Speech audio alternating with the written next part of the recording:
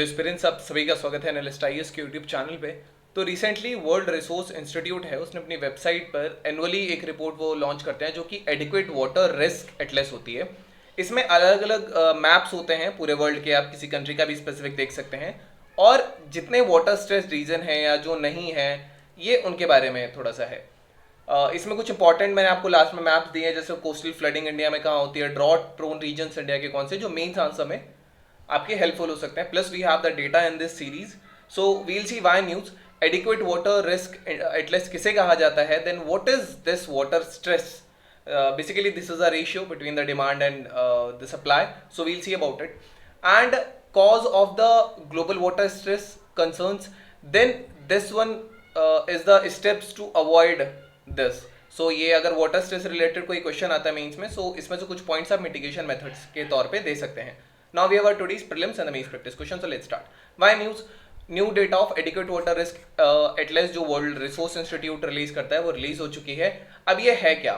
तो ये जो है ये world wide water risk mapping tool है जो कि बिजनेस, इन्वेस्टर्स, गवर्नमेंट और बाकी यूजर्स को ये देखने में मदद करता है कि कैसे जो वाटर हैजार्ड है या जो अपॉर्चुनिटी है ये आने वाले फ्यूचर में कहाँ कहाँ किस रीजन में कैसे इमर्ज कर रही हैं। सो वो प्री प्लान कर सकते हैं। तो मेजॉरिटी जो टूल इसमें वाटर इंडिकेटर्स में यूज होते हैं एंड मैपिंग फंक्शनैलिटीज में ये वाटर रिस्क इंडेक्स में मेंशन्ड है, and which may be use to access current and prospective water risk exposure जो आने वाला है। अब जो एटलस ये high resolution customized global maps होते हैं वाटर रिस्क, सो ये एक बेसिकली पीयर रिव्यूड अप्रोच है, ज्यादा एक्यूरेट डेटा अवेलेबल है। इस वेबसाइट पर आप चाहें तो देख सकते हैं, but I have given you the important data, so no need of it. So what is this water stress? Water stress एक रेशियो होता है वाटर की डिमांड के बीच में, कितनी वहाँ की टोटल पॉपुलेशन या जो एनिमल्स वहाँ पर उनकी कितनी डिमांड है, प्लस उसकी रिन्यूएबल सप्लाई, वहीं के रिसोर्सेज जो वहाँ के लोकल रिसोर्सेज जो रिन्यूएबल हैं, आर्टिफिशियल नहीं है, इनका रेशियो है actually water stress, if you talk more specifically. So ये बेसिकली कॉम्पिटिशन दिखाता है लोकल वाटर रिसोर्सेज पर। अब ये जो कंट्री है जहां एक्सट्रीम वाटर स्ट्रेस है, इसका मतलब कि वो जितना वाटर अवेलेबल उनको होता है उसका 80% वो यूज कर लेते हैं, एंड हाई वाटर स्ट्रेस मतलब कि वो जितना उनको वाटर अवेलेबल है उसका लगभग 40% वाटर यूज कर लेता है। अब इस कंडीशन में एक प्रॉब्लम आती है, वो ये आती है कि हाईली वाटर स्ट्रेस कंट्रीज के बारे में देखेंगे तो 25 कंट्रीज ऐसे हैं जो लगभग ग्लोबल पॉपुलेशन की 1/4 वहां पॉपुलेशन रहती है और वहां एक्सट्रीम हाई वाटर स्ट्रेस है हर साल। सो ये अपनी जो पूरी वाटर सप्लाई इनको मिलती है वो उसको यूज कर लेते हैं। अब रिस्क इसमें आता है कि अगर एक शॉर्ट टर्म के लिए 1 से 2 महीने के लिए भी अगर कोई ड्रॉट आता है बहुत शॉर्ट टर्म के लिए, तब भी वो इन प्लेसेस को सबसे ज्यादा डेंजर में रखेगा कि उनका पानी जो है it will run out of the stock, because वो मैक्सिमम उसका यूज कर ले रहे हैं। एंड समटाइम्स ये गवर्नमेंट को प्रॉम्प्ट करेगा कि वो टैप शट डाउन करे, फिर वाटर टैंक्स भेजने पड़ते हैं वाटर स्ट्रेस रीजन में। ये इसकी सिग्निफिकेंस है। एटलीस्ट 50% जो वर्ल्ड की पॉपुलेशन है, जो लगभग 4 बिलियन लोग हैं, ये हाईली वाटर स्ट्रेस रीजन में रहते हैं कम से कम 1 साल के लिए, एक महीने के लिए 1 साल में, ड्यू टू वर्क और due to anything, so due to seasonal changes and all. Now 5 most water stress countries में बरहीन है, सिप्रस है, कुवैत है, लेबनान है, ओमान है, कतर, बेसिकली जो मिडिल ईस्ट की कंट्रीज हैं ये हैं। और अगर हम मोस्ट वाटर स्ट्रेस रीजन के बारे में बात करेंगे तो इसमें अफ्रीका आएगा। अफ्रीका के अलावा ये आपका, okay it's not that much clear but yes it is, so ये आपका अफ्रीका का है। इसमें मोस्ट वाटर स्ट्रेस रीजन में जहां लगभग 83% जो पॉपुलेशन है ये एक्सट्रीमली हाई वाटर स्ट्रेस को एक्सपोज्ड है इन कंट्रीज में, इजिप्ट, लीबिया वगैरह में। और मिडिल ईस्ट में जो है यहाँ पे भी ये पूरा रीजन उसी में आता है। एंड साउथ एशिया में लगभग 74% जो पॉपुलेशन है वो एक्सट्रीमली हाई वाटर स्ट्रेस से एक्सपोज्ड है। अब ये इंडिया का एक मैप है, इसमें ये वाले जो डार्क में जो रीजन्स हैं, इसमें एक्स्ट्रा डार्क में भी है, मरून कलर में भी हैं, ये मोस्ट वाटर स्ट्रेस रीजन है सो ऑफ इंडिया। सो आप इसका एक स्क्रीनशॉट ले सकते हैं, if you want you can just see mark these regions specifically. So this is it. Causes क्या है?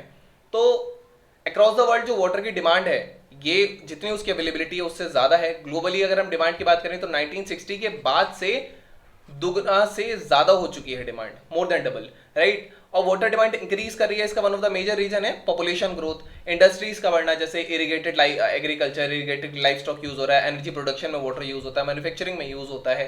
मीनवाइल वाटर इंफ्रास्ट्रक्चर में इन्वेस्टमेंट नहीं है, अनसस्टेनेबल वाटर यूज पॉलिसीज हैं, एंड क्लाइमेट चेंज की वजह से भी वेरिएबिलिटी बहुत ज़्यादा बढ़ रही है। तो ये वाटर सप्लाई की जो अवेलेबल है उसको ये इफेक्ट कर सकता है। नाउ कंसर्न्स क्या है, 2050 तक एडिशनल 1 बिलियन पीपल जो अभी हैं उससे 1 बिलियन पीपल एडिशनल जो हैं, ये extremely high water stress regions में रहना इनकी मजबूरी हो जाएगी। अगर हम वर्ल्ड ग्लोबल टेम्परेचर को 1.3 डिग्री तक राइज करते हैं अप टू 2050, या फिर 2.4 डिग्री तक कंटेन करते हैं 2100 तक, तब ऐसा होगा। बट ये भी पॉसिबल नहीं है आईपीसीसी की रिसेंट रिपोर्ट के हिसाब से। अब वर्ल्ड वाटर डिमांड जो है it is projected to increase by 20 to 25% up to 2050. You can note this. This is a good point.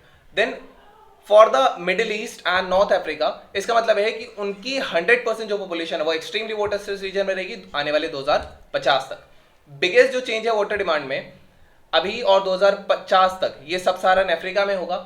2050 तक जो सब साहारन अफ्रीका है इसमें वाटर की जो डिमांड है वो 163% इंक्रीज हो जाएगी। मतलब जो लैटिन अमेरिका में रेट ऑफ चेंज है इसका 4 टाइम्स। अब according to the data of this report, जो 31% ऑफ ग्लोबल जीडीपी है ये हाई वाटर स्ट्रेस कंडीशन को एक्सपोज होगा, उसके इंफ्रास्ट्रक्चर में लगेगा या उसकी वजह से ये इफेक्ट होगा 31%।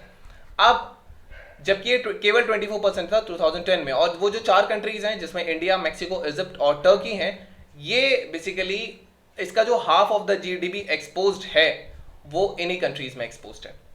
अब कैसे स्टेप्स हो सकते हैं मिटिगेशन के, तो हम बेटर क्रॉप्स या वाटर एफिशिएंट क्रॉप्स यूज कर सकते हैं, न्यूट्रिएंट एप्लीकेशन बेटर कर सकते हैं। यूरिया गोल्ड एक एग्जांपल है थोड़ा सा। ओके, नाउ ये स्विचिंग फ्रॉम फ्लड इरिगेशन हम स्प्रिंकलर्स, ड्रिप इरिगेशन यूज कर सकते हैं। मोरोवर जो डोमेस्टिक और इंडस्ट्रियल सेटिंग्स में यूज कर सकते जो वाटर हम इस्तेमाल करते हैं इसके डिस्ट्रीब्यूशन लीक्स जो होते हैं उनको कम किया जा सकता है। एनहेंसिंग वाटर रिसाइकलिंग फैसिलिटीज है। देन इसमें जो पीएम लाइफ है, लाइफस्टाइल फॉर एनवायरमेंट, इसके कुछ पॉइंट्स आप दे सकते हैं।